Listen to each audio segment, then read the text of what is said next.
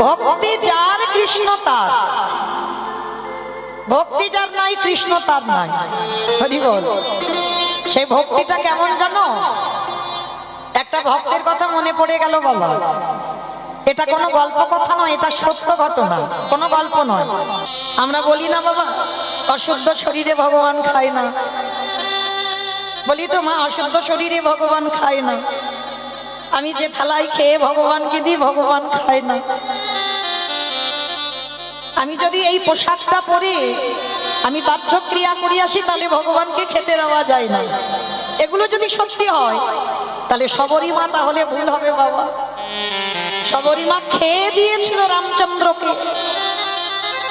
শ্রী শ্রী রামকৃষ্ণ পরমহংসদেব কেমন মা ভবতারিণীকে ভালোবাসতো দেখো।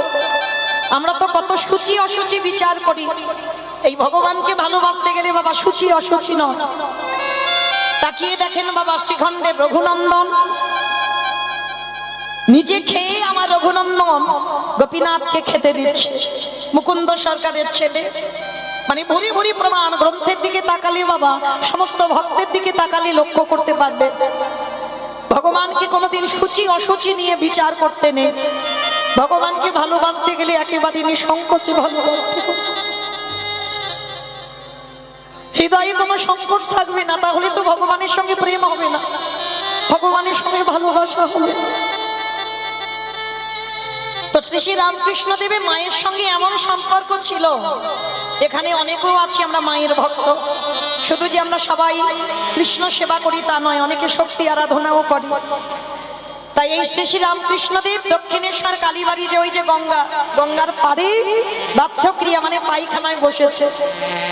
আর পায়খানা করে উঠে বাবা হঠাৎ দেখে না ওই গঙ্গায় একটা কচি শশা ভেসে যাচ্ছে, একেবারে ছোট্ট একটা কচি শশা। শশাটা দেখে ঠাকুরের লোভ জন্মালো, নিজে খাওয়ার জন্য নয়, মনে মনে ভাবলো যদি শশাটা নিয়ে আমার মাকে খেতে দিতাম। কচি শশা তো। ঠাকুর ওই পায়খানা করা অবস্থাতে একেবারে জলে ঝাঁপ দিয়ে পড়েছে। মনেই নেই বাবা তিনি বাহ্যক্রিয়া করেছিল, খেয়ালেই নেই তার। ওই গঙ্গায় ঝাঁপ দিয়ে আর ওই শশাটাকে কুড়িয়ে নিয়ে ছুটে গেছে মার কাছে। মা ভবতারিণীর কাছে শশাটা সেই পায়খানা করা অবস্থায় কিন্তু আছে। তার তো মনেই নেই বাবা যে আমি পায়খানায় বসেছিলাম। কেমন ভালোবাসা দেখো ভগবানের সঙ্গে, মায়ের সঙ্গে কেমন প্রেম ছিল ঠাকুরের। শশাটা নিয়ে মায়ের সামনে ধরেছে, খানা মা। গঙ্গায় ভেসে যাচ্ছিল, মনে মনে ভাবলাম তুই খেতে ভালোবাসবি কচি শশা, তো ওই জন্য তোর জন্য কুড়িয়ে এনেছি, খানা মা একটা কামড়। ও এবার আমি বুঝেছি এতক্ষণ তুই খাচ্ছিস রে কেন, আমি খাইনি ওই জন্য তুই খাচ্ছিস। ঠাকুর নিজে একটা কামড় দিয়েছে আর নিজে খেয়ে নি মায়ের সামনে ধরে বলছে এবার তো খা। এই হচ্ছে ভালোবাসা। আর যেগুলো বাবা আমরা জগতে ভালোবাসা দেখাই এগুলো ভগবানের সঙ্গে ভালোবাসা নয়। কারণ এগুলো তো আমার কথা নয়, এগুলো আমি বলছি বলে মানতে হবে তা তো নয়, এগুলো প্রমাণ। শবরী মা খেয়ে ফল রেখে দিল, সেইটা রামচন্দ্রকে দিল। আর রামচন্দ্রের ভাই বলে উঠলো যে তোর থুতু লালা লেগে আছে, আমার দাদা খাবি?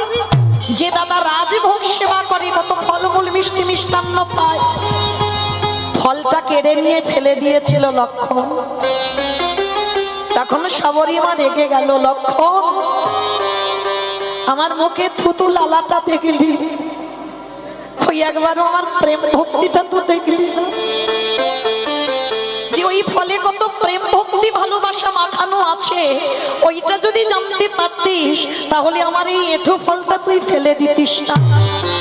তা ফেলে যখন দিলি আমিও প্রতিজ্ঞা করলাম যে ফল যেখানে ফেললি ওই ফল থেকে একটা গাছের জন্ম হবে।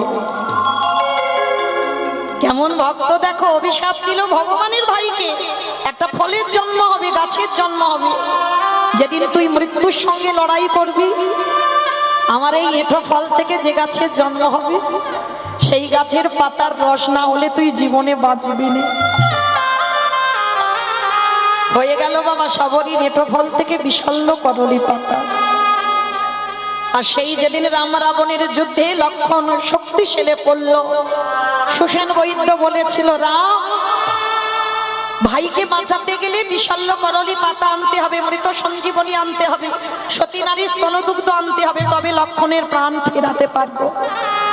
কে যাবে?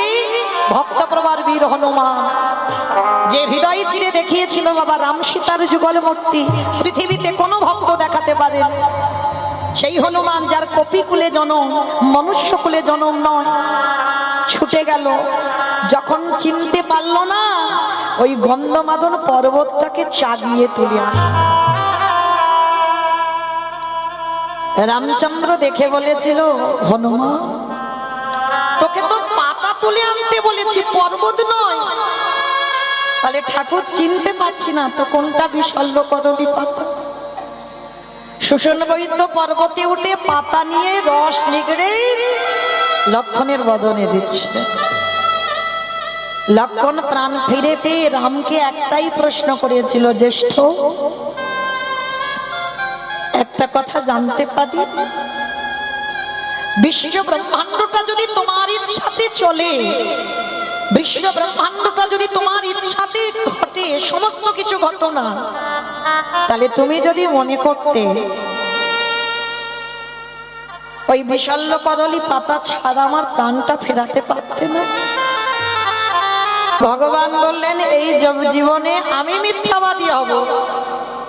আমার ভগবান বলছে আমি মিথ্যাবাদী হব, কিন্তু আমার যেন ভক্ত জীবনে মিথ্যাবাদী না হয়। তার জন্য তো বাবা যদি বিশল্য করলি পাতা না আনতো, তাহলে সবরই মিথ্যাবাদী হয়ে যেত না? ওই ভক্তির মান মারামারি লাগি ভগবান শুধু এ যুগে না, যুগে যুগে ভক্তকে বড় জায়গা দিয়ে রেখেছে। কেন?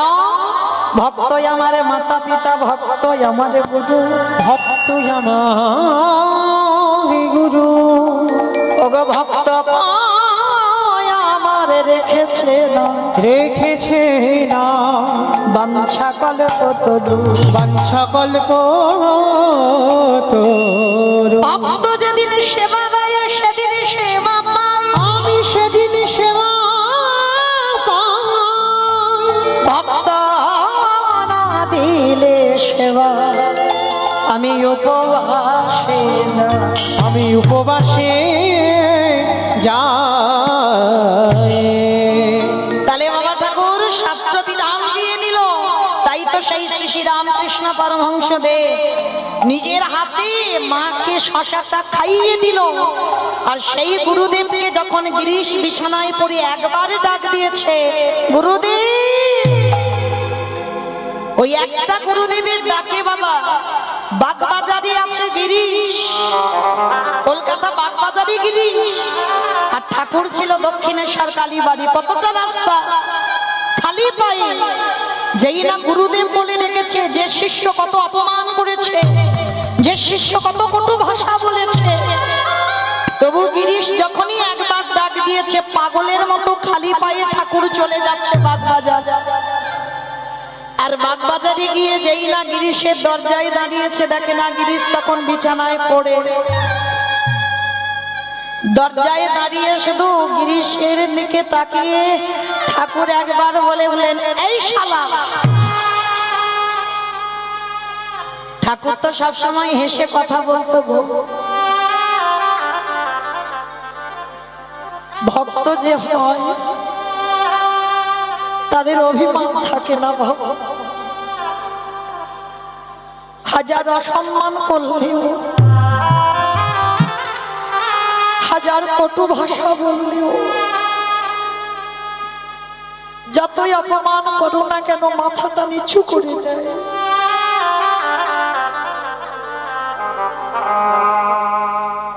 গিরিশকে দেখে বলছে, এই শালা আমায় ডেকেছিস? ঠাকুর শালা শালা বলতো, যারা ঠাকুরের বই পড়বে দেখো, ঠাকুর সবাইকে শালা বলতো। কোন শালা? যেন ভেবে বসো না মৌমিতা এগুলো বলছে, আমার কথা নয়, আমি শোনাচ্ছি, মনে করিয়ে দিচ্ছি। সা মানে মুক্তি, লা মানে নৌকা। যে মুক্তির নৌকাতে ঠাকুর পারাপার হবে, গিরিশের দরজায় গিয়ে বলেছিল, এই শালা আমায় দেখেছিস? গিরিশ তো বিছানায় শয়নে আছে, মাথাটা তুলে দেখে না দরজায় গুরুদেব এসে দাঁড়িয়ে আছে। হাত জড়ো করে বলল, গুরুদেব তুমি শুনতে পেয়েছো? আমি এখানে বসে ডাকলাম, আস্তে করে তোমার কানে চলে গেল। ওরে এই জন্য তোকে বলি, যেদিন আমার কাছে বসে দীক্ষা গ্রহণ করলি তোর দেহটা ছিদ্র হয়ে গেছে। তুই যত কুকর্ম করবি সুকর্ম করবি আমার শরীরে আসে, আর আমি যদি কোনো সুকর্ম কুকর্ম করি সেটা তোর শরীরে যায়। গুরু শিষ্যের সম্পর্ক এমন বাবা, আদান প্রদান হয়, ছিদ্র হয়ে যায়। গিরিশ বলে উঠল, গুরুদেব সারা জীবনে আমি কত অপমান করেছি,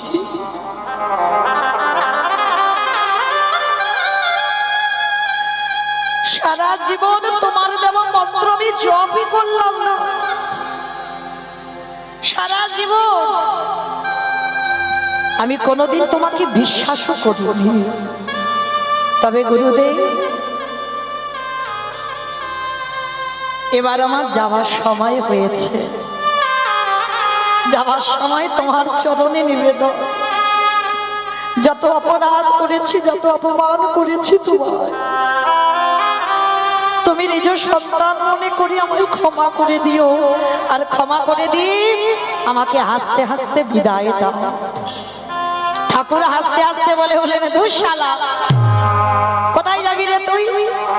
শোন, তুই হলি নাট্যাচার্য গিরিশ, তোকে সমাজে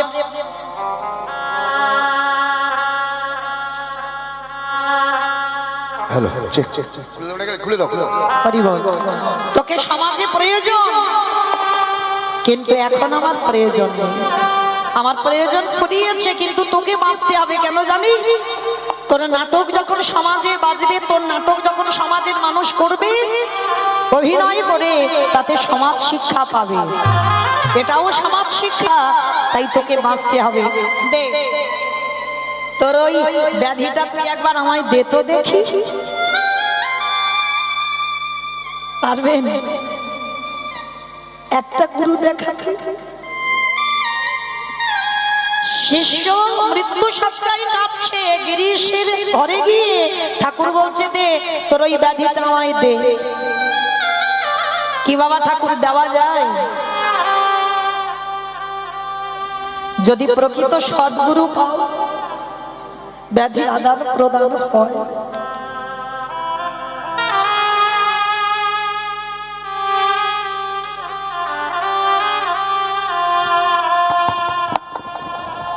আমার ব্যাধি গুরুদেবের শরীরে যাবে, আর গুরুদেবের ব্যাধি আমার শরীরে আসবে।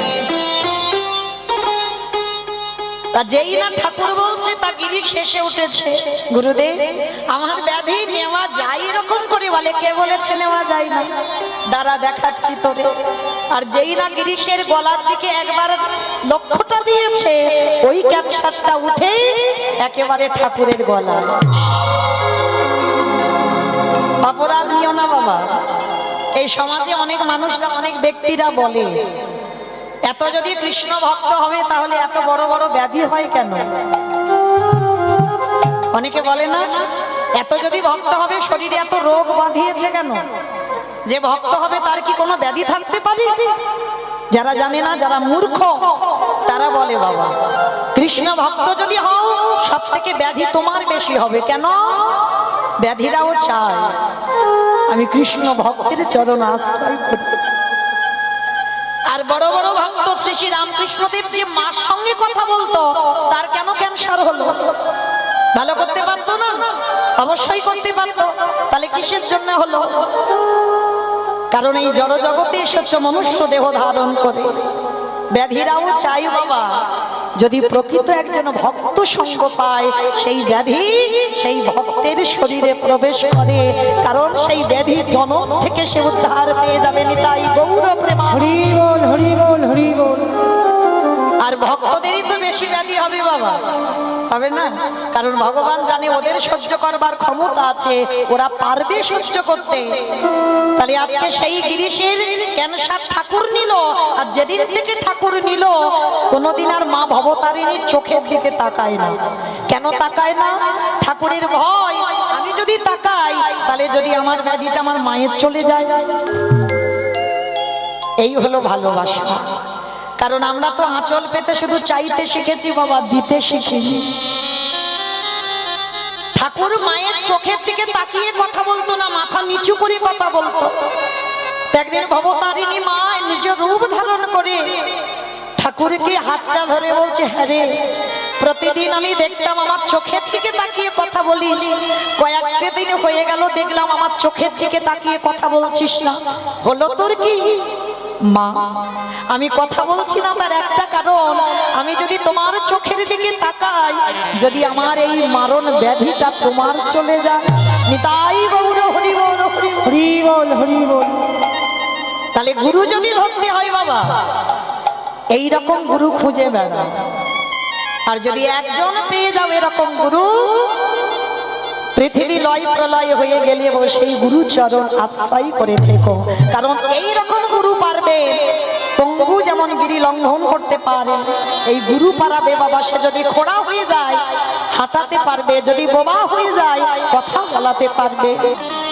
যারা যাবেন মানকর, বর্ধমান জেলা মানকর স্টেশন, এই মানকরে বাবা একজন ভক্ত ছিল জানো, যার নাম হচ্ছে জীবন। এখনো হয় বাবা, এই মানকরে জীবনের বংশধরেরা আছে, এখনো মহোৎসব করে। এই কয়েক বছর আগে গিয়েছিলাম ওই মানকরে, যে জীবনদের বংশধর আছে, তো এই জীবনের বাবা 5টা কন্যা সন্তান ছিল, 5টা মেয়ে। কিন্তু এত অভাব ছিল, এতটাই অভাব, 5টা মেয়েকে বাবা বিয়ে দিতে পারছে না।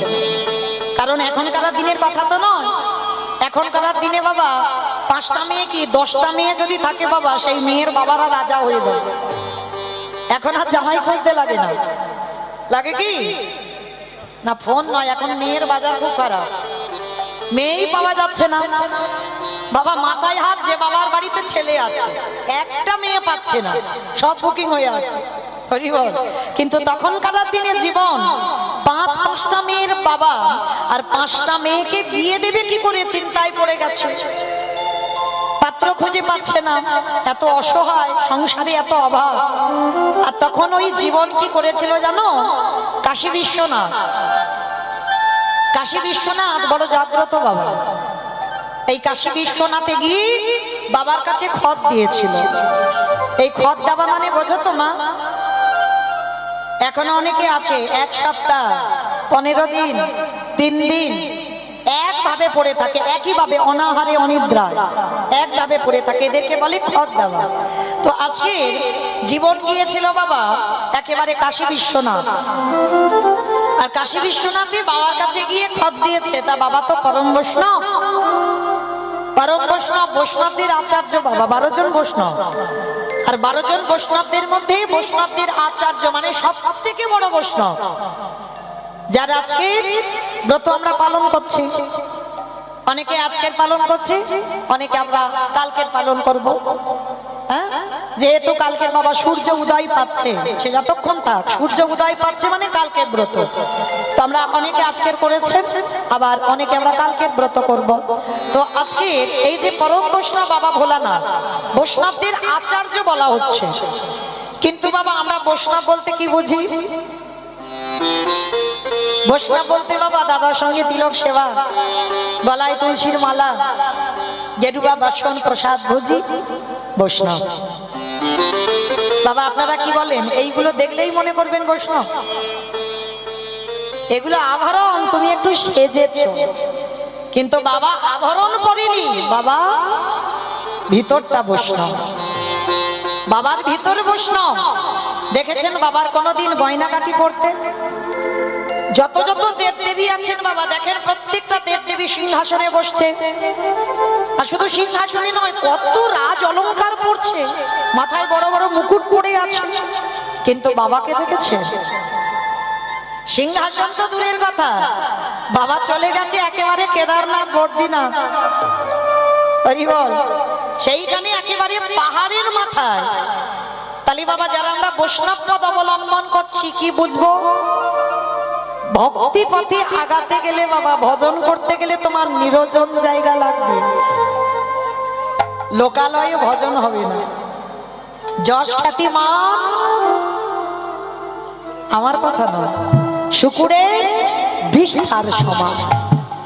ভক্ত যদি হয়েছে বাবা, কোনোদিন সম্মান, যশ, প্রতিষ্ঠা এগুলো কোনোদিনই চাই না। তাহলে জগতে যে বাবা পরম বৈষ্ণব বাবা ভোলানাথ, ভালো করে লক্ষ্য করেন, কোনো গয়নাগাটি নয়, আর বাবার কোনোদিন সেন্ট ফুল পছন্দ নয়। কি গো, বাবার গোলাপের ফুল, গোলাপ ফুলও পছন্দ নয়, রজনীগন্ধাও পছন্দ নয়, কত রকমের জগতে ফুল আছে, পছন্দ নয়। যে ফুল বাবা রাস্তার ধারে পড়ে আছে, দেখো, এই আজকের আর কালকের দিনটা একটু টানাটানি হবে, তারপরে দেখবেন যেমন পড়ে থাকার পড়ে আছে। দোদরা ফুল আর আকন্দ ফুল কি গো, গাছে ভর্তি হয়ে থাকে না, কজন তোলে? বাবার ওই দুটো ফুল পছন্দ। কেন? বাবার আহামরি পোশাকও নেই। ভক্তি পথে যারা যাবেন, ভজন পথ যারা ধরবেন, তাদের আহামরি আহার, আহামরি পোশাক এগুলো তাদের জন্য নয়, কখনো তাদের জন্য হতে পারে না বাবা। কারণ তিনি বৈষ্ণবদের আচার্য হয়ে শিক্ষা দিয়ে যাচ্ছে, নিরজন জায়গায় ভজন করো, লোকালয়ে নয়। আমরা জপের মালাতে জপ করছি বাবা, সত্যি কি লোকালয়ে এসে জপ হচ্ছে? কোনোদিন হবে না বাবা। এটা তুমি নাম করছো শুধুমাত্র, কিন্তু এটা ভিতরের নাম হচ্ছে না। নাম যদি করতে হয় ওই 16 মালাই করো, নিরজনে বসে ঘরের জানালা দরজা বন্ধ করে, হৃদয়ে কৃষ্ণ প্রেমে জাগরিত করে, একবার যদি হা গৌর প্রাণ কৃষ্ণ বলে কাঁদতে পারো, নিতাই গৌর। হরি বল, হরি বল, হরি বল। তাহলে সেই বৈষ্ণবদের আচার্য পরম বৈষ্ণব কাশী বিশ্বনাথে আর জীবন গেছে, জীবন গিয়ে বাবার কাছে 1 সপ্তাহ খত দিয়ে আছে। বাবা তুমি বলে দাও, আমার 5টা মেয়ে, আমি কি করে আমি ওদেরকে বিদায় দেব? আমার সংসারে বড় অভাব, এই 5টা মেয়েকে বিয়ে দেওয়ার আমার ক্ষমতা, আমার সামর্থ্য নেই, তুমি বলে দাও আমি কি করে 5টা মেয়েকে বিয়ে দেব? পরম বৈষ্ণব বাবা ভোলানাথ বলে উঠলেন, দৈববাণী করলেন, জীবন শোন বাবা, চলে যা তুই বৃন্দাবন। বৃন্দাবনে গিয়ে দেখবি বাবা, যারা গেছেন তারা জানবেন, মদন মোহনের মন্দির, আর মদন মোহনের মন্দিরের পাশেই আছে বাবা সনাতন গোস্বামীর ভজন কুঠির। কুঠিরটা দেখেছেন বাবা? হরি বল। যারা যারা গেছেন অবশ্যই করে দেখেছেন, একটা ছোট্ট কুড়ে ঘর, আজও সনাতন গোস্বামীর সেবিত বিগ্রহ, একেবারে ছোট, মানে সেখানে শুধু একজনই বসবে, একজনই বসে নাম করতে পারবে, আর নয়। একটা ছোট্ট আজও আছে সেই খড়ের চাল, ছোট্ট একটা ভজন কুঠির। আর ওই সনাতন গোস্বামী পেয়েছিল বাবা পরশমণি পাথর, যে পাথর আপনারাও দেখেননি, আমিও দেখিনি, শুনেছি মাত্র। পরশমণি পাথর লোহাতে ঠেকালে নাকি লোহা সোনা হয়ে যায়। সেই পরশমণি পাথর সনাতন গোস্বামী পেয়েছিল, আর সনাতন গোস্বামী পেয়ে ছোট্ট একটা সরোবর আছে, আর ওই সরোবরে পরশমণি পাথরটা ফেলে দিয়েছে। কত মূল্যবান পাথর সনাতন গোস্বামী ফেলে দিয়েছে। পরম বৈষ্ণব বাবা ভোলানাথ দৈববাণী করলো, জীবনকে বললো, জীবন যাও, চলে যাও বৃন্দাবনে মদন মোহনের মন্দির, আর মদন মোহনের মন্দিরের পাশেই আছে সনাতন গোস্বামীর ভজন কুটির। ওইখানে গিয়ে দেখবে একজন পরম বৈষ্ণব, এক বাবাজি ওইখানে বসে বসে ভজন করে। যাও ওর কাছে গিয়ে একটা মূল্যবান জিনিস আছে, তুমি চেয়ে নিও। জীবনের মনে আনন্দ, কোনো গাড়ি ভাড়া নয়, পায়ে হেঁটে বাবা বর্ধমান মানকড় থেকে যাচ্ছে উত্তরপ্রদেশ বৃন্দাবন। আর বৃন্দাবনে গিয়ে যখন পৌঁছালো, অনেক দিন ধরে হাঁটতে হাঁটতে গেছে তো, আর গিয়ে জীবন দেখেন এক বাবাজি ভিখারি মানুষ, একটা বহির্বাস আর একটা অন্তর্বাস, পরনে আর কিছু নেই। কারণ যারা ভক্ত হয় বাবা, তারা সর্বদা সমস্ত কালে, সে ঠান্ডাকালে, গরমকালে, বর্ষাকালে সবসময় একরকমই থাকে। যে ঠান্ডাকালে বাবা উরি বাবারে বড্ড ঠান্ডা পাচ্ছে, এটা হয় না। গরমকালে আমার এসি না হলে আমি ঘুমাতে পারছি না, এটা হয় না, সবসময় এক। তা সনাতন গোস্বামীকে দেখে জীবন বলে উঠলেন, উরি বাবা, বাবা ভোলানাথ এই বৈষ্ণবের কথা বলেছে, এই বৈষ্ণবের কি আছে?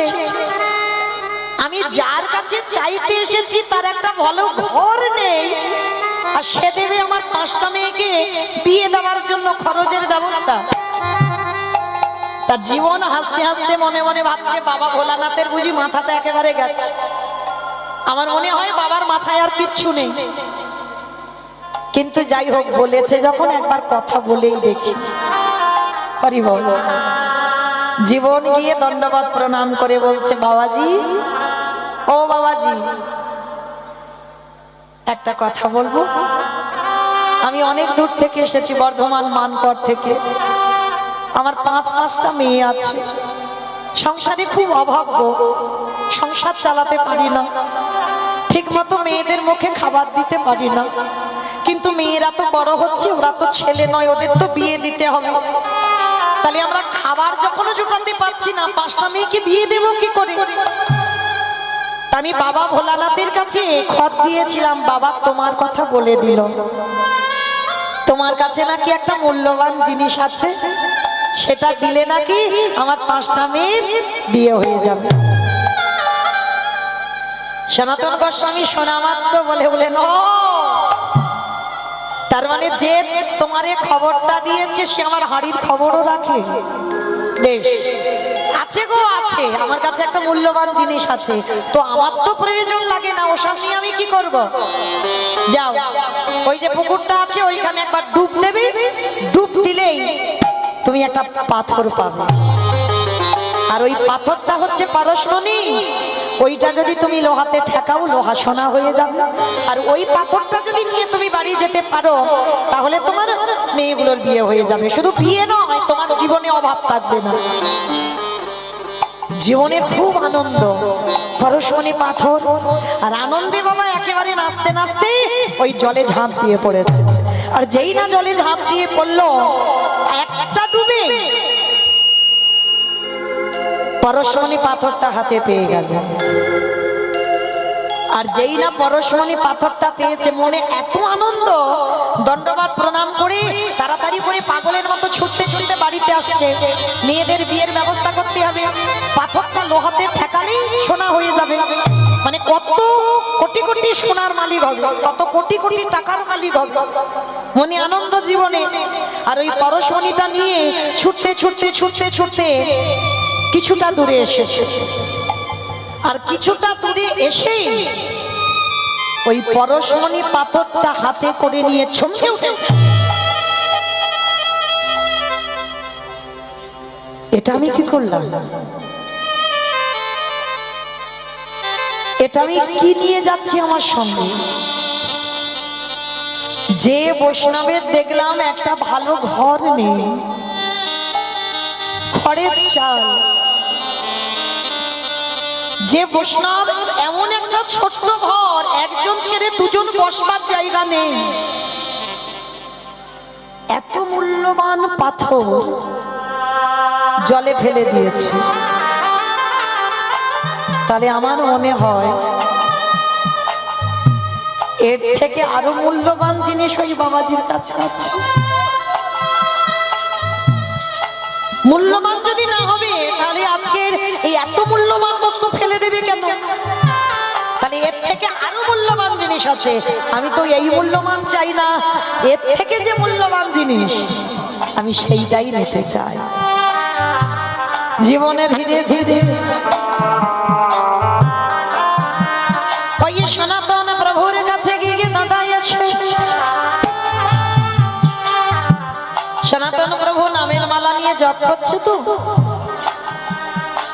চোখটা খুলে দেখে না আবার জীবন দাঁড়িয়ে আছে। কিরে বাবা আবার ছুটে এলি কেন? পাথর তো দিয়ে দিলাম, আর তোমার কাছে কিছু নেই? আচ্ছা আচ্ছা বাবা, এত মূল্যবান পাথর তুমি যদি জলে ফেলে দিয়ে রাখো তোমার কাছে তুচ্ছ, তাহলে এর থেকে যে মূল্যবান জিনিস তোমার কাছে আছে আমার সেইটা লাগবে।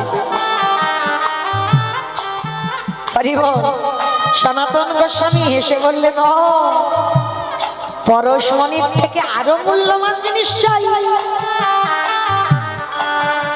আমার কাছে যে মূল্যবান জিনিস আছে নিবি? জীবন নেব বাবা, কারণ আমার শুধু মনে মনে হচ্ছে যে এত মূল্যবান জিনিস তুমি ফেলে দিয়েছো, তাহলে এর থেকে তোমার কাছে আরো মূল্যবান দামি জিনিস আছে, সেইটা আমায় দাও। যা, তারে যমুনা থেকে একটু স্নানটা করে আয়। যেই না স্নান করে এসেছি, সনাতন প্রভুর সামনে বসাই আছে, মাথায় হাত দিয়ে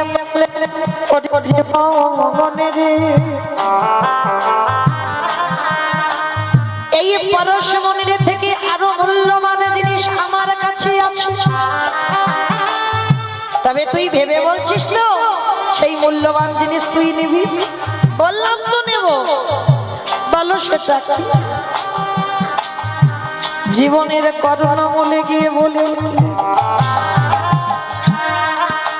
কৃষ্ণ কৃষ্ণ কৃষ্ণ কৃষ্ণ কৃষ্ণ কৃষ্ণ কৃষ্ণ হে কৃষ্ণ কৃষ্ণ কৃষ্ণ কৃষ্ণ কৃষ্ণ কৃষ্ণ কৃষ্ণ হে কৃষ্ণ কৃষ্ণ কৃষ্ণ কৃষ্ণ কৃষ্ণ কৃষ্ণ কৃষ্ণ হে কৃষ্ণ কৃষ্ণ কৃষ্ণ কৃষ্ণ কৃষ্ণ কৃষ্ণ কৃষ্ণ হে। ওই কৃষ্ণ নামটা জীবনের কানে দিয়েছে, আর জীবনের কানে যেই না কৃষ্ণ নামটা গেল না, সঙ্গে সঙ্গে ভুলে গেল তার 5টা মেয়ের কথা।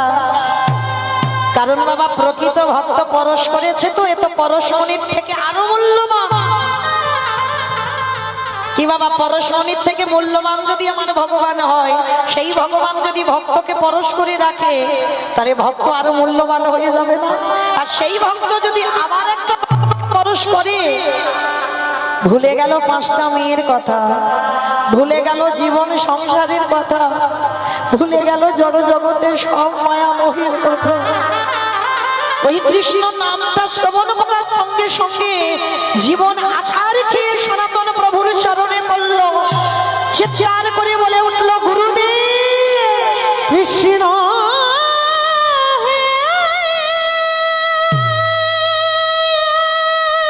বক্সটা ঠিক করে তারটা ঠিক করে না, হাত কেমন হচ্ছে? দেখো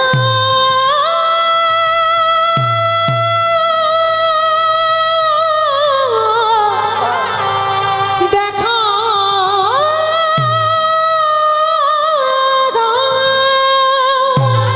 সনাতন প্রভুর চরণটা ধরে বলে উঠল, এই পরশমণি পাথর তো আমি আর নেব না। জীবনে নিজের হাতে পাথরটা ধরে জলে ফেলে দিল। জলে ফেলে দিয়ে সনাতন প্রভুর চরণ ধরে বলল, আর আমি আমার ওই 5টা মেয়ের কথা ভাববো না, আর আমি আমার সংসারের কথা ভাববো না। সনাতন প্রভু বলে উঠলেন, সে কি তোমার পরিবারে সবাই আছে, তুমি পরিবারে আর যাবে না? না গুরুদেব, আজকে থেকে আমি সকল কিছু মায়ামোহ ত্যাগ করি আমি কৃষ্ণ ভজনের জন্য তোমার চরণ আশ্রয় করব। আমার জীর্ণ তরি ছেড়ে দিলাম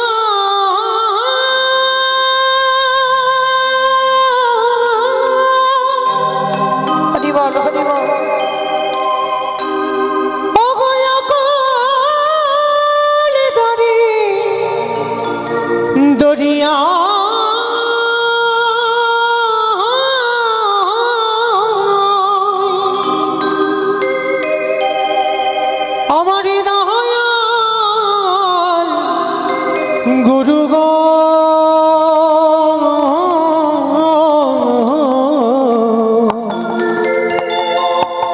একেবারে পৌঁছাইয়া দিও কিনারায়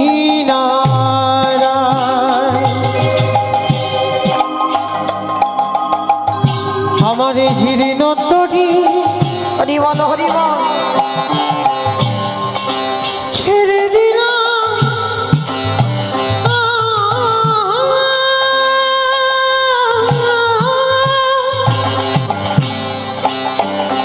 ও গোলাপের তরি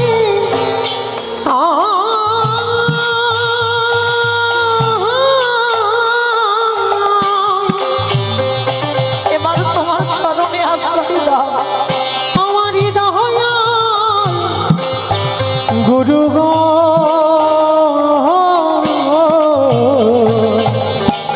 পৌঁছাইয়া দিও কিনারায় দয়া তুমি বিনে এ দূরে দিনে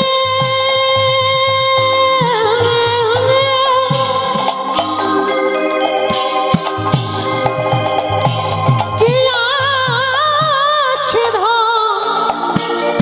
ধরা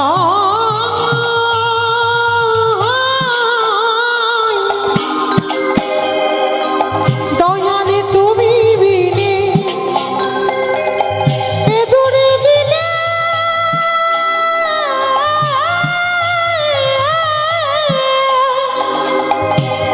আমার কি আছে ধরা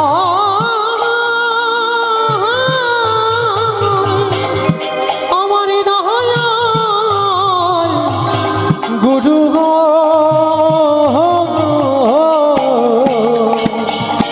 পৌঁছাইয়া নিতাই গৌর প্রেমানন্দে হরি বল হরি বল হরি বল। পৌঁছাইয়া দিও কিনারায় দয়াল গুরু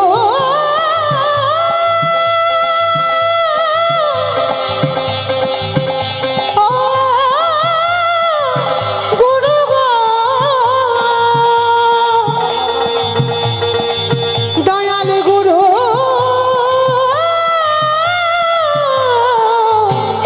গো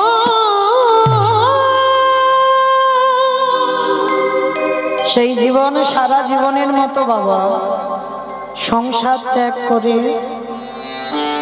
5টা মেয়ের কথা চিরজনমের মতো ভুলে গিয়ে বৃন্দাবনে সনাতন প্রভুর চরণ আশ্রয় করল। আর জীবনের অন্তিম সময় আমার রাধা গোবিন্দের নিত্য লীলা দর্শন করতে করতে দেহ ত্যাগ করল। নিতাই গৌর প্রেমানন্দে হরি বল। হরি বল হরি বল হরি বল আমরাও কি পারি না বাবা? এই বিষয়ে বাসনায় সবাই পড়ে রইল। ছেলে আমার, মেয়ে আমার, জায়গায় আমার, জমি আমার, বিষয় আমার, সব আমার আমার করে ভুলে গেলাম আমরা গৌর গোবিন্দ ছোট।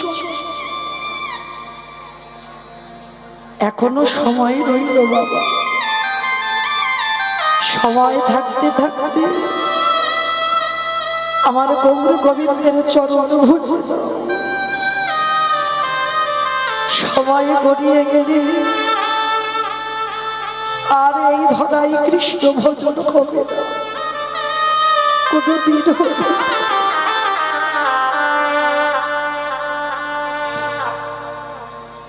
তাহলে এইটুকু শ্রবণ করে কি বুঝলাম বাবা? পরশমণি পাথরের থেকেও মূল্যবান আমার গোবিন্দ চরণ। শিশুকালে কৃষ্ণ ভজে কৃষ্ণ পাবার আসে, কৃষ্ণ পাবার আসে যৌবনেতে কৃষ্ণ ভজে আসে বানায় আসে, আসে বানায় আসে বৃদ্ধকালে কৃষ্ণ ভজে জমের জমের তরায়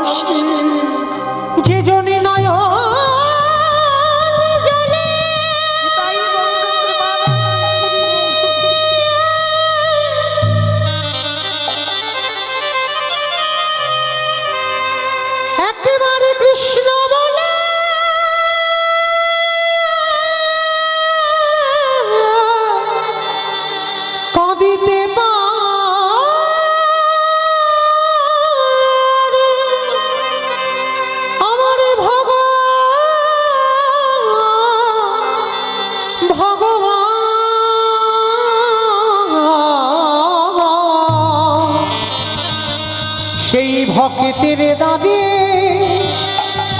সারা জীবনে বাধা করে যা যাদের আগলে বসে আছো কেউ তোমার নয়, যত আপন মনে করো না কেন কেউ তোমার আপন নয়। শেষের দিনে মনে রেখো বাবা, আপনে আপন করেছ যাহারে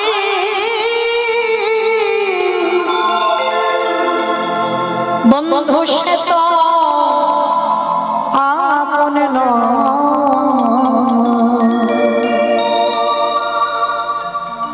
দিনে ফুরালে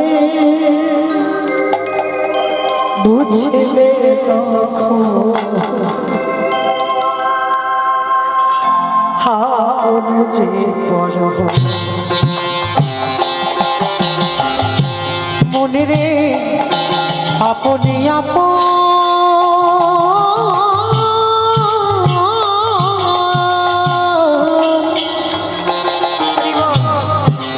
আপনি আপন করেছ জানি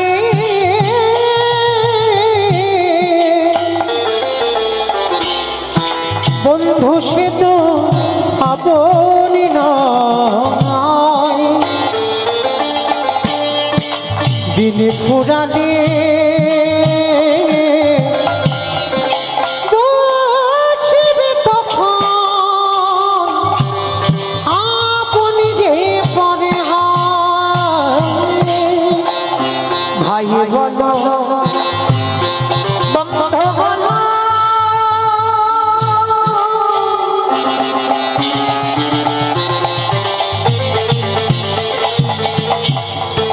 কেউ তো কারো নয়। ওরে কেউ তো কারো নয়। ওরে মহা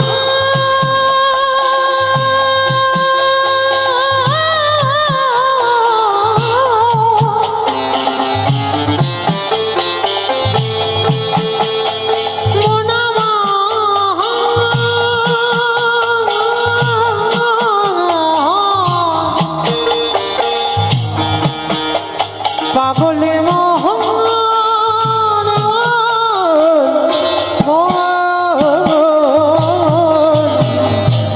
ভাই বলো বন্ধু বলো কেউ তো কারো নয়। ওরে মোহন কেউ তো কারো নয়। মনে রেখো বাবা, যতদিন তুমি সংসারে দিতে পারবে ততদিন এই সংসার তোমার ভালোবাসবে। আর যেদিন থেকে তুমি সংসারে দেওয়া বন্ধ করে দেবে এই সংসার তোমার আবর্জনা করে ঠেলে দেবে। তাই যতই আমার আমার করো না কেন কেউ তোমার নয়। তাই মহাজনেরা বলছেন সময় থাকতে কৃষ্ণ চরণ দুটো একবার বুকে জড়িয়ে ধরনি। তাই গৌর হরি বল হরি বল হরি ওই দু চার দিনের দেখা শোনো, দু চারি দিনে দেখা শোনা পথের পরিচয়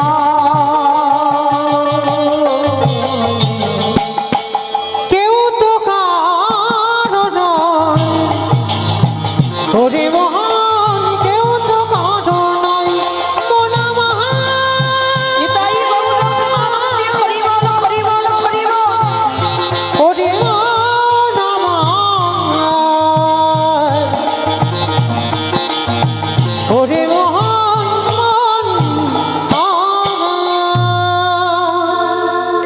আজকের তাহলে বাবা সময় থাকতে গোবিন্দ চরণ বসতে হবে, তাহলে আর সংসারে লাঠি ঝাঁটা খেতে হবে না।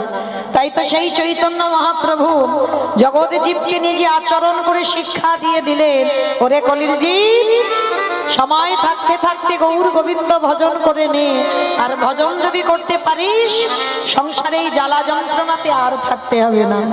কেহ বলে পুরাণেতে রাবণ বধিলা, কেহ বলে পুরাণেতে রাবণ বধিলা, কেহ বলে পুরাণেতে রাবণ বধিলা, কেহ বলে পুরাণেতে রাবণ বধিলা, গোলকের বৈভব লীলা প্রকাশ করিলা, গোলকের বৈভব লীলা প্রকাশ করিলা, গোলকের বৈভব লীলা প্রকাশ করিলা, গোলকের বৈভব লীলা প্রকাশ করিলা।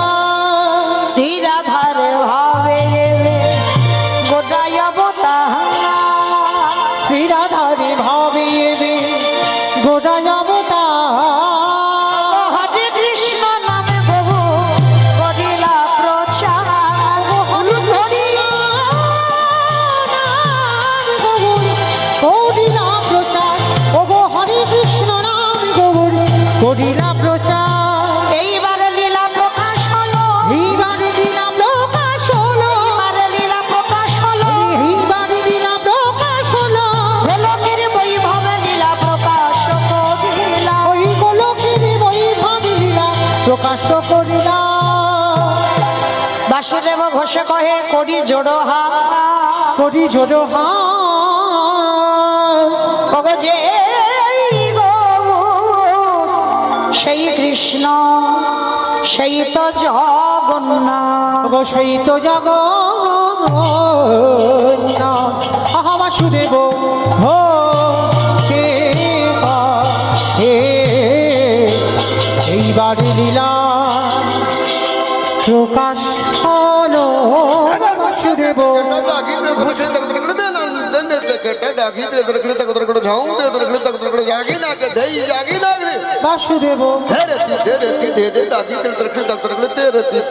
বাসুদেব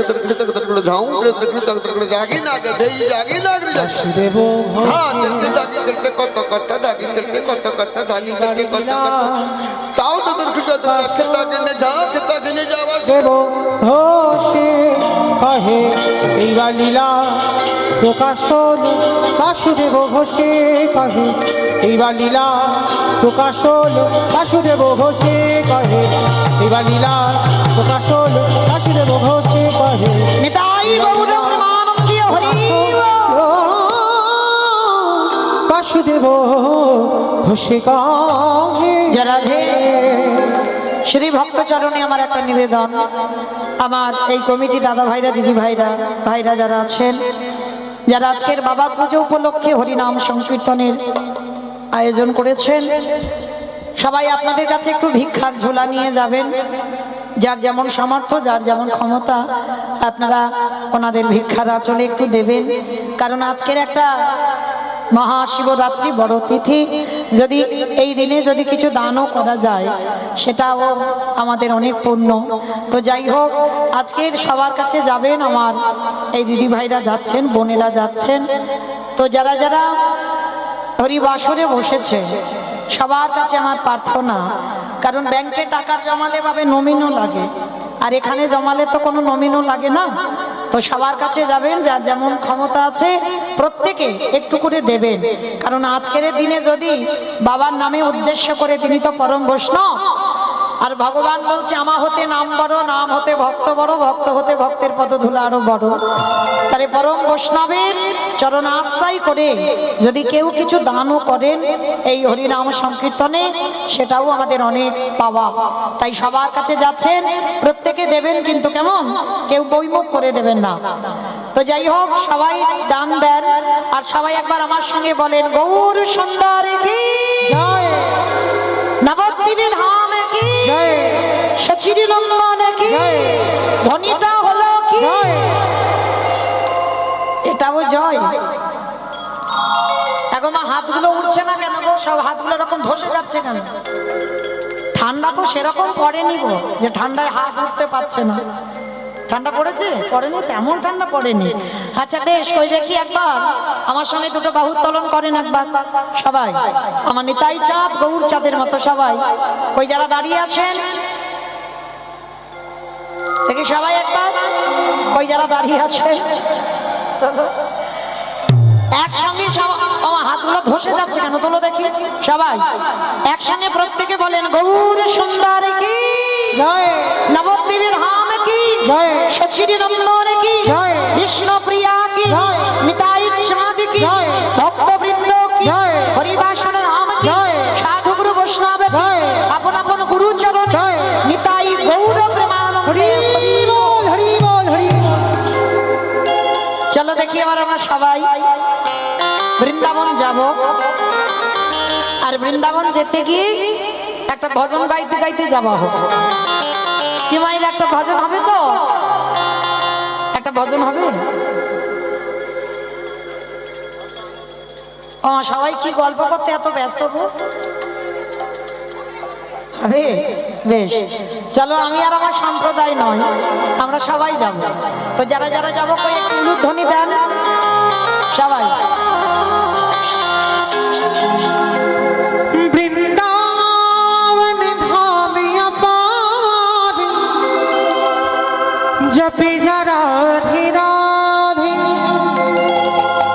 ও রাধে अलबेली सरकार जपे जा राधे राधे वृंदावन धाम अपार जपे जा राधे राधे राधे अलबेली सरकार जपे जा राधे राधे वृंदावन धाम अपार जपे जा राधे राधे राधे अलबेली सरकार जपे जा राधे राधे जपे जा राधे राधे भज जा राधे राधे जपे जा राधे राधे भज जा राधे राधे राधे अलबेली सरकार जपे जा राधे राधे राधे अलबेली सरकार जपे जा राधे राधे।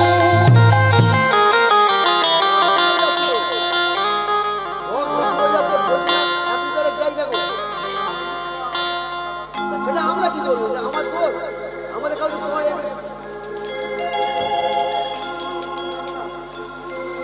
তাহলে তোমার জানতে পারছো না, সেই পাচ্ছ আমি আবার বন্ধ হয়ে যাবে। যারা কই দেখি মাইরা, আমি আর আমার সম্প্রদায় নয়, সবাই যখন যাব কই দেখি সবাই একবার হাত দুটো তোলো দেখি একবার সবাই,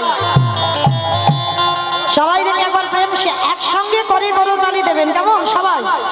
तू वृंदावन में आयो राधा नाम लगायो तू वृंदावन में आयो राधा नाम लगायो तू वृंदावन में आयो राधा नाम लगायो तेरे जीवन ओ तेरे जीवन ओ तेरे जीवन की धीरान जपे जा राधे राधे राधे अलबेली सरकार जपे जा राधे राधे जय जय राधे राधे राधे राधे राधे राधे राधे राधे राधे राधे राधे राधे আমার বলছো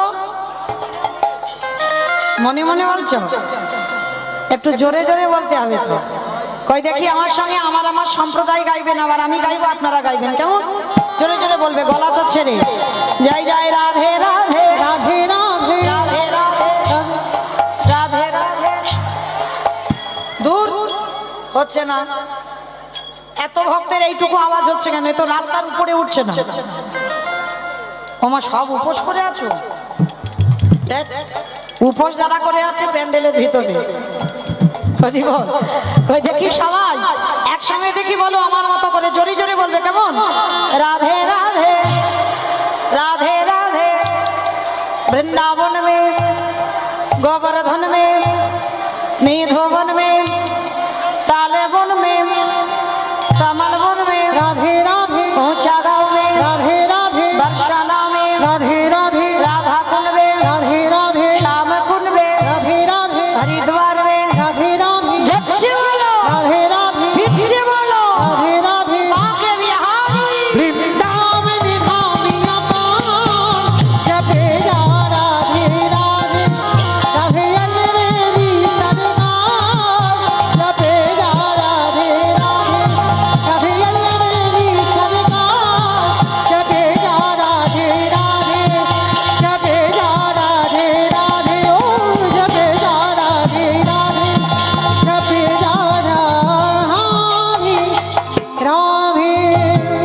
এসে বলো রাধা রানী কি জয়। আমার জয়টা হলো, আমি বলবো না, তোমরা বলো জয়টা হলো কি? হয়নি তো? আচ্ছা ঠিক আছে, এবার গলাটা ছেড়ে দাও। আচ্ছা তোমাদের এই প্রসাদপুর এলাকায় শাশুড়ি বৌমাতে ঝগড়া টগড়া হয় না? হয়? হলে যে গলাটা বার হয়, একবার সেই গলাটা বের করো তো দেখি একবার।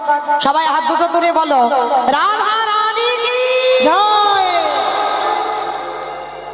ঝগড়া হয় তার মানে, তাই না? হরি বল।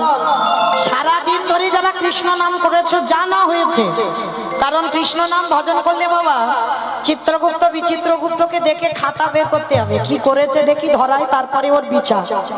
কিন্তু যদি সারাদিনের মধ্যে হারাধে এই রাধে বলে একবার উচ্চারণ করো, মানে কোটি কোটি জন্মের পাপ সব ক্ষয়। মানে তোমার ওই চিত্রগুপ্ত আর বিচিত্রগুপ্তকে দেখে বলবে না যে খাতাটা খোলো, ভক্ত কি করেছে দেখে। একেবারে সরাসরি ডাকলে রাধা বলে কাঁদলে রাধারানী তাকে একেবারে চরণে আশ্রয় দেয়। তাহলে এই যে রাধারানীর নামে ধ্বনি দিচ্ছ, কি মনে করছো কৃপা হবে না? এ জন্মে না হোক, এর পরের জন্মে না হোক, তার পরের জন্মে না হোক, কৃপা করতে বাধ্য হবে আমার রাধারানী। কারণ এটা আমার বিশ্বাস, আমি হরি বাসরে দাঁড়িয়ে বলে যাচ্ছি বাবা।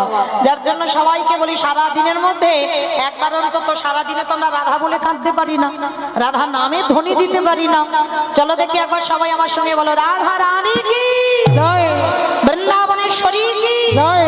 বৃন্দাবন ধাম কি জয়। যমুনা मैया की জয়। नंद गाँव की জয়। ऊंचा गाँव की জয়। वर्षा नामों की জয়। भक्त वृंदों की জয়। हरिवासर धाम की জয়। साधु गुरु वैष्णव की জয়। अपन अपन गुरु चरण की জয়। बाबा भोलानाथ की জয়। निताई गौर प्रेमानंदे। হরি বল, হরি বল, হরি বল। চলো এবার আমরা সবাই যাই আজকের বিষয়। আজকের আমরা আস্বাদন করব উত্তরপ্রদেশে একজন ভক্ত। এই উত্তরপ্রদেশে একজন ভক্ত ছিল বাবা, যে ভক্তটার নাম হলো সদন কসাই। এই যে ভক্তটার নাম হচ্ছে সদন কসাই। আচ্ছা আগে বলো তো বাবা, কসাই কাদের বলে? যারা নাকি টোটো চালায় তাদের বলে কসাই। অবস্থা দেখেছো? মানে খিচুড়ি স্কুলেও যাই, ভালো দেখি কাদের কসাই বলে? হ্যাঁ বেশ, যারা ওই মাংসের দোকানে মাংস কাটে, তাই না, তাদেরকে কসাই বলে। বাবা আজকের আমার লীলাটা শুনলে বুঝতে পারবেন ভগবান কোথায় থাকেন। আপনারা মনে মনে করেন কীর্তনিয়ারা খুব কীর্তন গায়, মানে ভগবান ওদের কাছে যেন বসে আছে, তাই না? কখনো নয় বাবা, কোনো দিন হতে পারে না কোন কীর্তনিয়ার কাছে ভগবান থাকে না। তাহলে ভগবান থাকেন কোথায়? আজকে লীলাটা যদি ঠিক ঠিক মন দিয়ে হৃদয়ঙ্গ করতে পারেন তাহলে বুঝতে পারবেন ভগবান থাকেন কোথায়। ভগবান মন্দিরে থাকে না, ভগবান কোনোদিন এই যে আমরা আচার মেনে চলি বাবা, অপরাধ নিও না, আমি কানটা মুলে নিচ্ছি, কাউকে উদ্দেশ্য করে বলছি না। অনেকে আছে না, মানে মানুষকে মানুষ বলে মনে করে না, এই ছুঁয়ো না ছুঁয়ো না ছুঁয়ো না।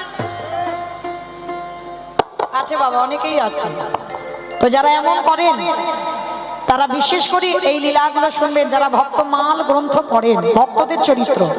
ভক্তমাল গ্রন্থ মানে গোটাটাই ভক্তদের চরিত্র আছে। যেমন পরীক্ষিত মহারাজ 7 দিনের আয়ুর মধ্যে শুধু 5 দিন শুনেছিল বাবা ভক্তদের চরিত্র। ধ্রুব চরিত্র, প্রহ্লাদ চরিত্র, অম্বরীশের চরিত্র, হ্যাঁ অজামিলের চরিত্র, পরপর ভক্তদের কথা শুনেছিল। কেন না, ভক্তদের কথা শুনতে শুনতে বাবা হৃদয়টা পরিষ্কার হয়। তোমার বিষয় বৈভব থেকে তুমি একটু একটু করে মুক্তি পাবে। কারণ সেই ভক্তদের পথ যদি অবলম্বন করতে পারো তাহলে তুমি বিষয় মুক্ত, আর বিষয় মুক্ত হওয়ার পর রাধা গোবিন্দের প্রেম তত্ত্ব তুমি বুঝতে পারবে, তার আগে নয়। পরীক্ষিত রাজা 5 দিন শুনেছিল ভক্তদের কথা, 7 দিনের মধ্যে 2 দিন বাকি ছিল, আর 2 দিন শুনেছিল ভগবানের যত কৃষ্ণ লীলা। তাহলে আজকে লক্ষ্য করে দেখেন, এই যে সদন কসাই, এই কসাই যারা মাংসের দোকানে থাকে সকাল থেকে বাবা ওই মুরগি কাটে, আমরা অনেকে খাসির দোকানে যাই, হ্যাঁ ছাগল টাগল কাটে, তাদেরকে কসাই বলে। তো এই যে সদন, এদের পূর্বপুরুষের বাবা এটা ব্যবসা ছিল, মাংসের দোকানের মাংসের ব্যবসা। মানে এদের পূর্বপুরুষ যখন বাবা মাংসের ব্যবসা ছিল,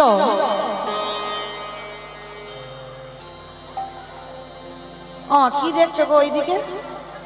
কি হচ্ছে ওদিকে? ভোলে বাবা, বাবা নেমে এসেছে। যাই হোক, তোমরা ধন্য। যাই হোক, বাবাকে সাক্ষাতে দেখতে পাচ্ছ। আমার ধ্যানটা এইদিকে দেন, বাবা আসবে না, এই কলিযুগ, খবরদার। বাবা যদি এক্ষুনি নামে না, সেলফি তুলে সঙ্গে সঙ্গে ছুটে আসবে সব, ওই ভয়ে আসবে না। রাধে। চলো, এই সদনের পূর্বপুরুষের বাবা, এদের ব্যবসা ছিল মাংসের ব্যবসা। আর সদন জন্মাবার থেকে, মানে ছোটবেলা থেকে বাবা হৃদয়ে কৃষ্ণ প্রেম নিয়ে জন্মেছে, হৃদয়ে কৃষ্ণ ভক্তি নিয়ে জন্মেছে। কিন্তু সর্বদাই মুখে কৃষ্ণ নাম ছিল। কিন্তু যেহেতু বাবা মাংসের দোকানের কাজ, মাংসের ব্যবসা, আর এই সমাজে বাবা যদি আমরা কেউ বৈষ্ণব থাকি, যদি কেউ সারাদিন ওই মাংসের দোকানে থাকে, সারাদিন রক্ত মাংস লেগে থাকে, দুর্গন্ধ, একদিনের জন্য ভাবতে পারবেন ভগবান ওই ভক্তের কাছে আছে? কেউ ভাবতে পারবো না। তো এই সদন প্রতিদিন সকালবেলা মাংসের দোকানে যেত, সকাল থেকে ওই মুরগি কাটতো আর মাংস বিক্রি করতো। হঠাৎ এই সদন একদিন রাস্তা দিয়ে যাচ্ছে, যেতে যেতে বাবা একটা নুড়ি পাথর কুড়িয়ে পেয়েছে। ভালো করে শুনবেন মা, বড় বোঝার মতো লীলা। ওই নুড়ি পাথরটা কুড়িয়ে পেয়েছে। তা পাথরটা কুড়িয়ে পেয়ে যেই না সদন দোকানে গেছে, এত সুন্দর পাথরটা, তা সদন মনে মনে ভাবলো এই পাথরটা আমি বাটকারা বানাবো, পাথরটা আমি বাটকারা বানাবো। কিন্তু এই পাথরের একটা আশ্চর্য বিষয় ছিল। কি বিষয়? না, এই পাথরটা যদি কেউ 2 কিলো মাংস চাইতো, ওই পাল্লাতে পাথরটা দিলে 2 কিলো বাটকারা হয়ে যেত। তখন 5 কিলো মাংস চাইলে 5 কিলো হয়ে যেত। আবার যদি কেউ মানে 1 কিলো চাইতো, 500 চাইতো, মানে ওই পাথরটা ওই রকমই হয়ে যেত।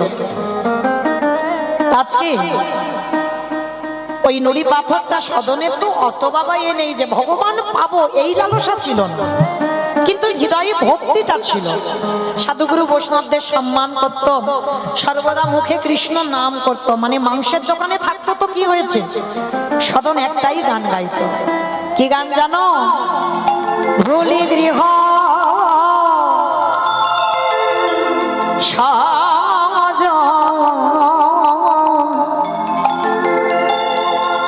সবে সপেছি তো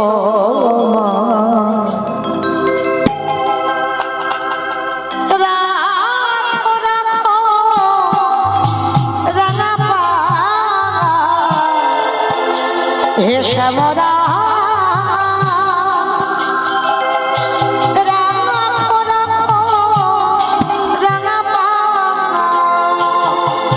ভুলি গৃহ সাজন সবই সপেছি তোমায়, রাখো রাখো রাঙা পায় হে শ্যামরা।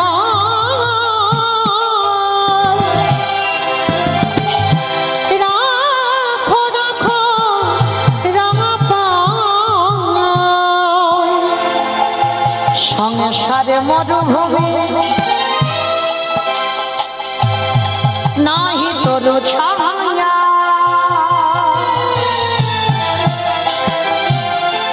নাম নীল দশা আনবে ভবায়া। সংসারে মরুভূমি নাহি তরু ছায়া, নাম নীল দশা আনবে ঘুমায়া। আনন্দ নিপবনে নন্দ দুলালেশ, আনন্দ রে পবনে দ্বন্দ্ব দুলালে ঘোষাব দিল হরি অষ্ট যমুনা রাখো নিতাই গৌর হরি বল, হরি বল, হরি বল। হে শ্যামরাই রাখো রাখো রাঙা পায়। প্রতিদিন ওই সদন গুনগুন গুনগুন করে গান গায় আর মাংস কাটে, মাংস বিক্রি করে। কিন্তু যখন গ্রামের লোকেরা শুনতে পেল যে সদনের দোকানে যে পাথরটা আছে বাবা, ওই পাথর হচ্ছে একটা আশ্চর্যজনক পাথর।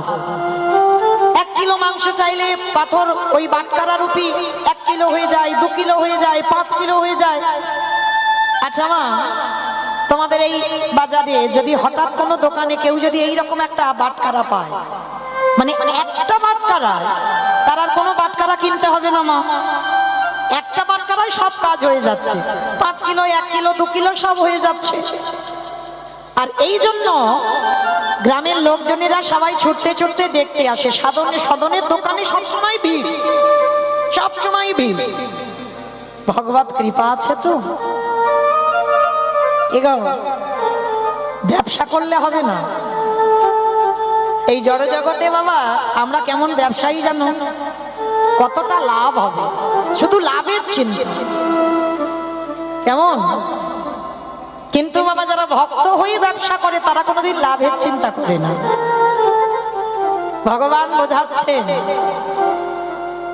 এই মনুষ্য জীবনে বাবা অর্থের প্রয়োজন, অবশ্যই প্রয়োজন, কিন্তু এমন অর্থ নয় যে বাবা অধিক হয়ে যায়। সংসার চালাবার মতো, আত্মীয় পরিজনকে দেখবার মতো অর্থের প্রয়োজন, প্রয়োজন অর্থ। অর্থ না থাকলে বাবা তুমি চলতে পারবে না, কিন্তু এমন অর্থ জমিও না টাকা জমাতে জমাতে টাকার পাহাড় তৈরি হয়ে যায়। কোন ব্যাংকে টাকা রাখবে তুমি বুঝতে পারছো না, কিন্তু ভগবান বললেন দিয়ে ধন বুঝে মন। পরেরটা সবাই জানি বাবা, বলবো না। তাহলে ভুলে গেলে হবে না ফেলে আসা দিনের কথা।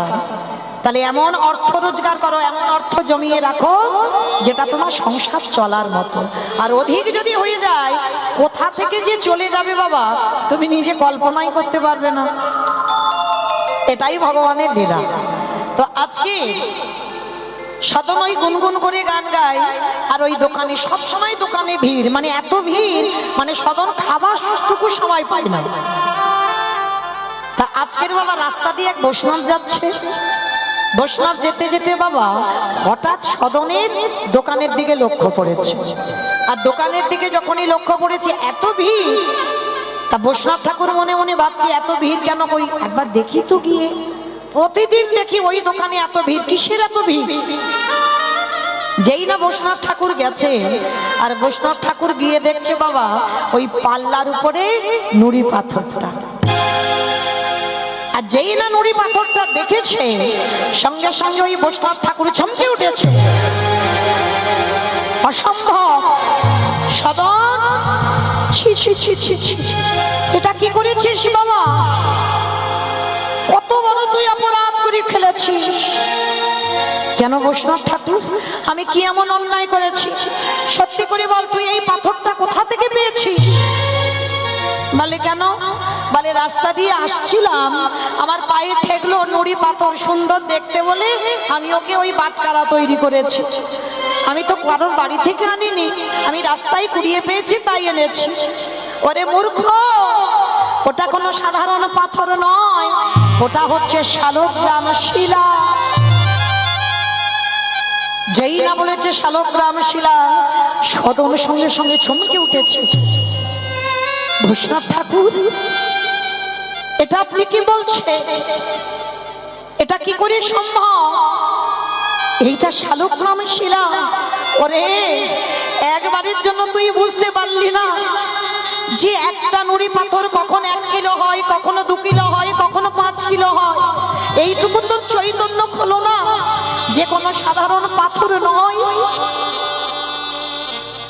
সদন কাঁদতে কাঁদতে বলে উঠলেন, বাবাজি আমি খুব পাপ করে ফেলেছি, আমি খুব অপরাধ করে ফেলেছি, কৃপা করে তুমি একটা কাজ করো, এই শালগ্রাম শিলা যদি হয় আমি তোমার হাতে তুলে দিচ্ছি, তুমি নিয়ে তোমার কাছে ওকে সেবা যত্ন করো।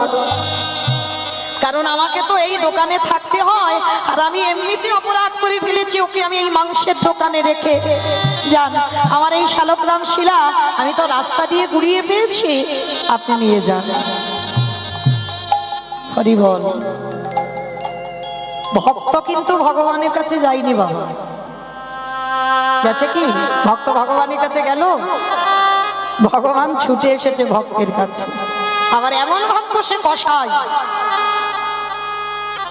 এই জায়গাটা প্রশ্ন বাবা, ভক্ত চিনবে কি করে? ভক্ত চিনবে কি করে? আমাদের এই আচরণ দেখলে, পোশাক দেখলে জীবনে নয়, পোশাক দেখে ভক্ত চেনা যায় না। তাহলে ভক্ত চিনবে কি করে? ভক্তের নয়নের দিকে তাকাও। একবার কৃষ্ণ নামে যার দুটো নয়ন ছলো ছলো হয়ে যায়, ভক্ত চিনবে নয়নে, আর ভগবান চিনবে চরণ। ভগবানের ডান চরণে বাম চরণে আছে 8টা চিহ্ন, ডান চরণে 11টা চিহ্ন, দুটো চরণে আছে মোট 19টা চিহ্ন। তাহলে ভক্ত চিনতে গেলে বাবা ভক্তের কোনো জায়গায় পোশাক আশাকে সবকিছু নয়, এটা জগতে সেজে আছো। ভক্ত চিনতে গেলে তার নয়নের দিকে তাকাতে হবে। যেটা করেছিল বাবা হরিদাস ঠাকুর, ওই রঘুনাথ দাসের নয়নের দিকে তাকিয়েছিল। তখন রঘুনাথ দাসের 5 বছর বয়স, আর রঘুনাথ দাসের নয়নের দিকে তাকিয়ে বলেছিল, এই তো সেই মাটি, যে মাটিতে বীজ পুঁতে দিলেই অঙ্কুরিত হয়ে যাবে। এই যে কথাটা বাবা দেখেছেন কত গুরুত্বপূর্ণ কথা। হরিদাস ঠাকুর রঘুনাথকে দেখেই বলে দিয়েছিল, চোখ দুটো দেখে, এই মাটিতে বীজ বপন করলে অঙ্কুরিত হবেই হবে, আর এই মাটিতে ফসল ফলবে। কিসের ফসল? কৃষ্ণ নামের ফসল। এই পারবে সমাজে কৃষ্ণ নাম প্রচার করতে, যার জন্য 6 জনের পদ আমরা অবলম্বন করি। সেই বৈষ্ণব সমাজে চলতে গেলে বাবা সেই 6 জনকে শিরোর সনাতন ভট্ট রঘুনাথ, ভট্ট রঘু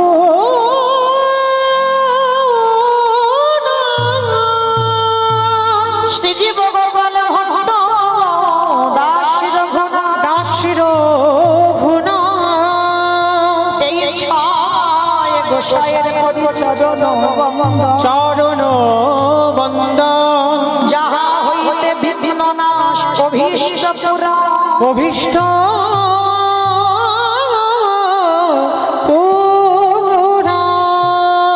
এই 6 গোসাই রবে ব্রজে কইল মা, রোজে কইল রাধা কৃষ্ণের নিত্য লীলা করিলা প্রকাশ,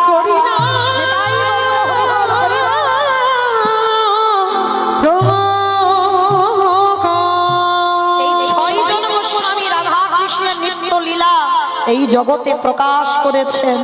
তাহলে বাবা ভক্ত চিনতে গেলে ভক্তের নয়নের দিকে তাকাতে হবে, ভগবান চিনতে গেলে চরণ দুটো দেখতে হবে। তা আজকে একজন কসাই ভগবানের কাছে যায়নি, ভগবান ছুটে এসেছে।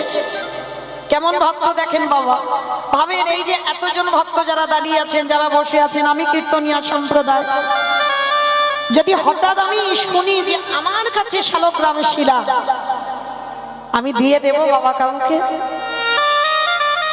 কি মায়েরা, যদি আপনারা খবর পান কেউ যদি এসে বলে যে পাথরটা তোমার ঘরে আছে, ওইটা শালগ্রাম শিলা, আপনি সঙ্গে সঙ্গে তাকে দিয়ে দেবেন? আমরা কেউ দেব না। কিন্তু সদন কেমন ভক্ত দেখো, মনে মনে ভয়, পাপের ভয়। কারণ আমি তো ভগবানের কাছে জীবনে তার কুল কিনারা পাবো না, আর সে যখন আমার কাছে এসেছে আমি তো একে সেবা যত্ন করতে পারবো না। আপনি নিয়ে যান, আপনি ওকে আপনার কাছে রেখে দেন। বৈষ্ণব ঠাকুর ওই রক্ত মাখানো মানে পাল্লার উপরে ছিল তো, মানে ও মাংস কাটে আর একবার করে ওই নুড়ি পাথরটা ধরে। ভাবেন ভগবান কোথায় থাকে। হরি বল। একটু আগে বললাম ভক্তি যার কৃষ্ণতা। হ্যাঁ, ভগবানকে ভালোবাসতে গেলে কোনো সংকোচ লাগে না বাবা, দ্বিধা রাখলে হবে না মনের ভিতরে, এটা করলে পাপ হবে, ওটা করলে পাপ হবে, ওটা করলে অন্যায় হবে না। সদন কেমন ভালোবেসেছে, একবার করে রক্ত মাখানো মাংস ধরছে আর সেই হাতে আবার বাটকারাটা ধরছে। আজকে সেই সদন তুলে দিল, আর যখনই তুলে দিল বৈষ্ণব ঠাকুর ওই যত্ন করে শালগ্রাম শিলাটা ঘরে নিয়ে গেছে।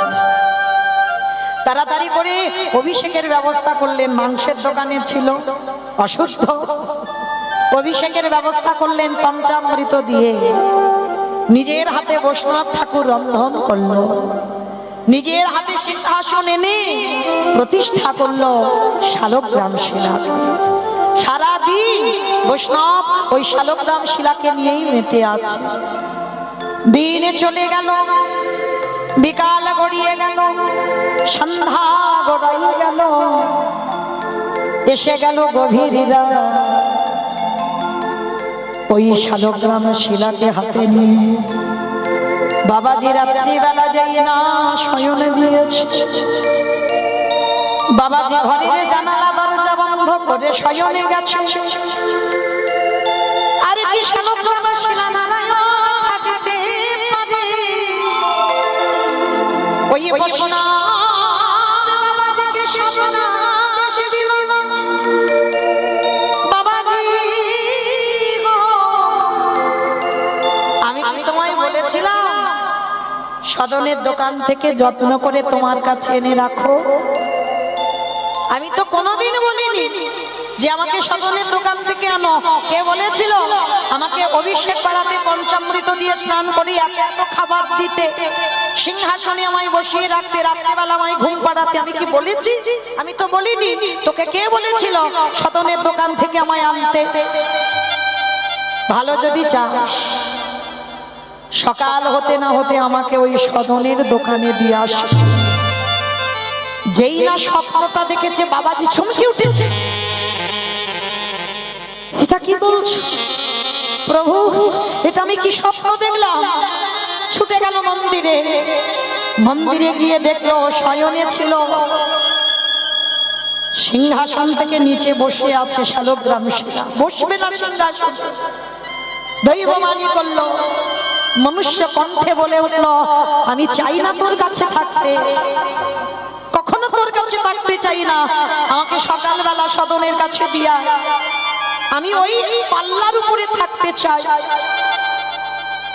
বৈষ্ণব ঠাকুর বললেন, দয়াময়, আমি এত যত্ন করে তোমাকে স্নান দিলাম, এত আদর করে তোমাকে শয়ন দিলাম, কত কিছু রান্না করে খাওয়ালাম, আর তুমি কিনা আমার ঘর ছেড়ে তুমি চলে যাবে ওই কসাইখানা? কি আছে ওখানে? কি পেয়েছো সুখ তুমি? ওরে, এইটা বোঝার বোধগম তোর এখন হয়নি।